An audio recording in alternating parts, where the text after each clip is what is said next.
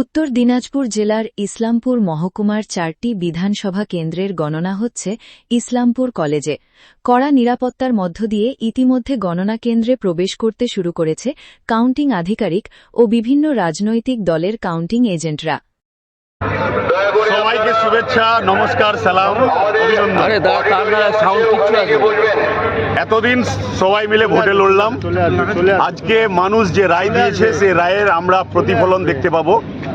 বিষয় হচ্ছে যে সবাইকে অনুরোধ করব যে এই যে এতদিন ভোট চললো সেটার আজকে লাস্টের দিন, সবাই আমরা আজকে কাউন্টিংয়ে যাব। মানুষ যে রায় দিয়েছে সেটা সবাইকে মাথা পেতে নিতে হবে। মানুষের উদ্দেশ্যে একটাই কথা বলবো যে ভোটের পরে, ভোট পরবর্তী হিংসায় কেউ যাবেন না। একটা কথা সবসময় মনে রাখবেন যে দলেরই ক্যান্ডিডেটরা হোক না কেন, ক্যান্ডিডেটগুলো কেউ মারপিট করবে না ভোটের পরে, তারা খুব আরামে থাকবে। তাই সব দলের সমর্থক কর্মীদেরও বলবো যে আপনারাও সুস্থ মস্তিষ্কে থাকবেন, নিজেদের মধ্যে মারামারি, কথা কাটাকাটি এগুলোতে জড়াবেন না।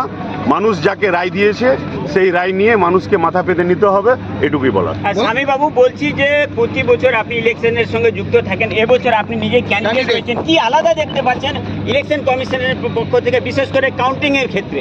বিষয়টা হচ্ছে যে বিগত পঞ্চায়েত ইলেকশন বলুন, লোকসভা বলুন বা বিধানসভা বলুন, পিছনে এটাতে যেটা একটা পজিটিভ দিক লক্ষ্য করা গেছে যে রক্তপাতহীন ইলেকশন